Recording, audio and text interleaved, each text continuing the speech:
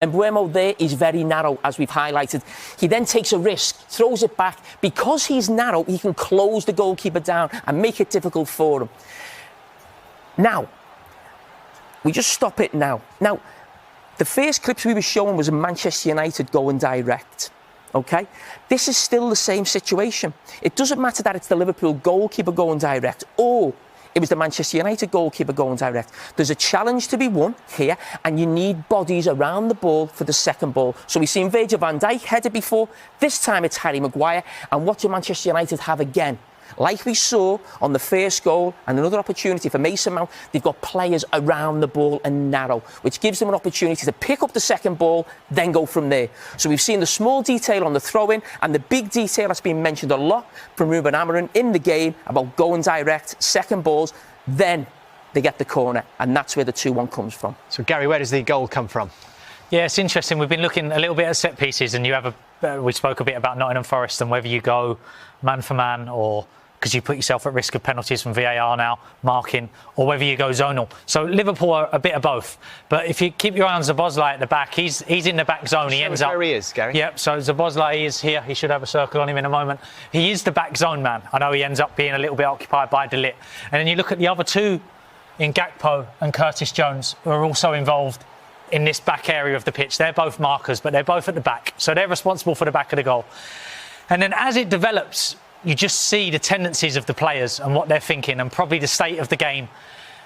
And the second phase of set plays are really difficult to coach because if it holds now, you can see Szoboszlai is still in not a bad spot. He's still sort of responsible for this back area. But because he's not a left back, he's going to start to drift into this area. Gakpo's thinking about counter-attacking. Curtis Jones is thinking about counter-attacking. And then before you know it, unbelievable quality from Bruno Fernandes. But you end up with 3 Man United players at the back zone. If you look at Szoboszlai now, and Curtis Jones has now realised that I've gone to counter-attack here, but we've not finished defending yet. So there's that little grey area around, is it still a set play or are we into open play yet? But this is still a set play. You can see where Szoboszlai ends up. And Man United get any one of them 3 could have headed that in at the back post. So that little crossover between set play and open play is very, very difficult to deal with. We always coach where Szoboszlai should stay and be responsible for the back zone until this phase is finished. And he ends up in the middle of the pitch, probably because he's a midfielder. And that's where he's used to being, and it gets Man United a famous victory at Anfield. What do Manchester United take from this? You said that, in terms of the system, there has to be more tweaks in terms of dominating teams and getting on top of sides.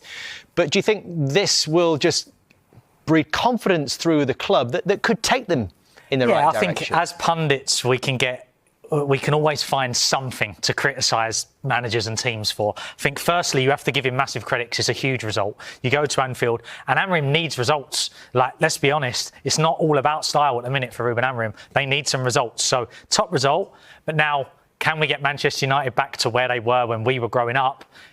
For me, it's going to take a bit more than what we saw at Anfield the other day. And I'm not sure anyone really expected this in terms of Liverpool, Jamie, given how impressive they were last season, winning the Premier League in Arne Slot's, and that huge investment in the summer. But has that almost created more confusion than it's solved problems? Yeah, I think every Liverpool supporter's been sort of having sleepless nights trying to work out what Liverpool should be doing, the system they play, what players they use, the players they brought to the club. And I'm sure the manager's feeling exactly the same. But I've mentioned the last couple of weeks, Liverpool's summer transfer business didn't feel Liverpool-like. It felt Real Madrid-like in terms of actually going to buy the most expensive players or the best players on the market in the positions that you want and paying top dollar. Now, what we saw yesterday was Ekitike, who's been Liverpool's best signing, on the bench, and Wirtz on the bench. Now, I think Gary will know this better than me, but when you spend that type of money on players, the people who've spent the money on, they want to see that money on the pitch. You know, and that's a big problem for them. Money, did you? I haven't spent any money yet. Made a huge profit, just for the record. I mean, have you had a situation? Yeah, so like we did have it. It's very different, obviously. But when I was at Wolves, we did a lot of work. We had some real success in our first season playing Mario Lemina and João Gomes as the 2. And then in the summer, we made Mario Lemina captain. And then 10 days or 2 weeks, 3 weeks later, Andre arrives from Brazil. Top signing, top midfielder. Loved him to bits. But now we have this conundrum of I've got my captain, who plays centre midfield. I've got João Gomes, who's been excellent. And I've got Andre. So do I change the system? So we tried changing the system. Didn't really work. Can I leave my captain out to get Andre in? Difficult one. Do I leave João out, who's been excellent for me since I've got here? So Arne Slot will be thinking about this, I'm guessing, a lot. Yeah. You know, he'll go training, he'll think about training, and he'll come in and he'll sit in his office and he'll look at his whiteboard and he'll just be thinking, how do I move these bits around to get these in and win football matches? And Bert's in the same side. I was probably one of the few people who wasn't big on Isak coming into the club because I thought it would be a problem when you buy a guy, Ekitike, for 80 million and another guy for 125 million. And it's not actually good for Isak having Ekitike on the bench because he's always looking over his shoulder. He can never relax. He knows if he hasn't done something in the first hour, he's probably going to come off. Now, I think Arne Slot, as you're saying, how can he get the two of them on the pitch? I think he's got to find a way, not every week, of getting the two of those players on the pitch. Like then? Let's have a look. Well, listen, I'm thinking of the big money signings who were on the bench at the weekend, and namely Vert. So I'm trying to rack my brains as well as a Liverpool supporter what Liverpool could do. Now, I've took Gakpo out there. Ruthless. Yeah, but listen, he played really well yesterday, and Szoboszlai would find a place somewhere in the team, but we're concentrating specifically on this attack. So Isak and Ekitike, at some stage, he's got to try and make that work. Now, I go back to what I said before, it was a Real Madrid summer. I think Arne Slot almost has to be a Real Madrid manager, and I put myself up. He maybe put himself in the shoes of maybe Carlo Ancelotti, who every summer, whether that was at Chelsea, Real Madrid or AC Milan, they'd have big money signed and he'd have to make it work, and he would alter it to suit it. So, perfect example is he wins the Champions League a few seasons ago with Karim Benzema as the striker, Ballon d'Or winner. Benzema goes to Saudi. He ends up playing Bellingham as a false nine. It's a completely different way of doing things. So I look at Vert being maybe in that position, tucked in. And the reason I'm saying this is because it's about getting the money on the pitch. So Vert, you can't keep on the bench forever. So we've highlighted a few weeks ago, in that left channel there, inside, where he plays for Germany, where he played for Leverkusen in that back three system. Ekitike at times, and Isak often there. And also playing Vert there, could that maybe get Carragher higher up the pitch? Because we all know, as Gary knows, the game now is about almost getting that front five up there. So maybe Vert comes inside in that position. Carragher's another signing.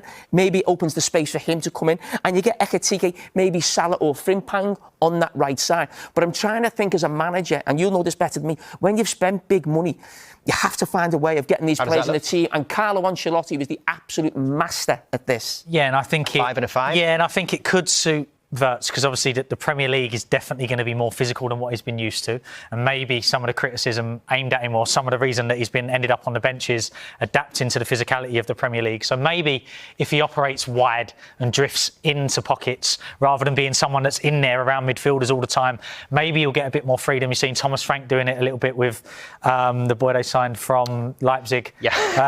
Simmons. Yeah, so they've tried to do that with him. So maybe it gives him a bit more freedom to arrive off the side and drop into things rather than being in the middle of the pitch all the time. I think it definitely suits the three at the back. And Carragher hasn't shown his Bournemouth form yet, so maybe giving him that licence to go around people will get him involved. But the key, as Jamie said, to get back to the point, is can we get these two on the pitch? Because both top number 9s, can we get them close to each other and combine them? And that's the interesting thing, I think, with this Liverpool summer. Liverpool's summer in the past, they've always been about a planning. You almost knew what it is. But when you actually see where Liverpool, what they ended up with at the end of the game, with Verts playing central midfield, it looked a bit of a mess on paper. It didn't actually transform to be a mess in terms of Manchester United going forward, having lots of chances. I don't think it felt like that. But it's going to be really interesting how he gets Ekitike, Isak and Vert in the team at the same time, because at some stage he has to, because he's paid that much money for them. Feels like one of the most interesting stories.